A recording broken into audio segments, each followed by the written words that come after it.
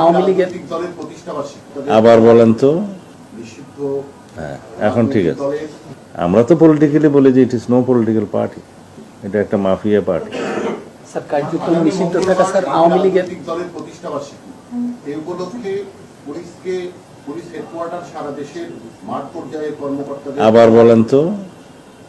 আগামী মঙ্গলবার একটি নিষিদ্ধ হ্যাঁ, এখন ঠিক আছে। দলের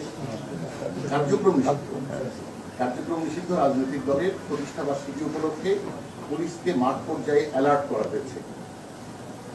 স্পেসিফিক কোনো থ্রেট কি আছে? অ্যালার্ট করা তো আমাদের কাজ। তারা থ্রেট না থাকলেও অ্যালার্ট করতে পারেন না, অ্যালার্ট তো সবসময় ভাবে করা হয় না, যেহেতু আমরা অ্যাপ্রিহেন্ড করছি, আমরা সন্দেহ করছি যে 23শে জুনকে তালিকা করে টার্গেট করে কেন্দ্র করে একটা নিষিদ্ধ রাজনৈতিক দল এভাবে না, সব ব্যাকরণটা হবে এভাবে যে কার্যক্রম নিষিদ্ধ সন্ত্রাস বিরোধী আইনের অধীনে দলের। আমরা তো পলিটিক্যালি বলি যে it is no political party, এটা একটা মাফিয়া পার্টি।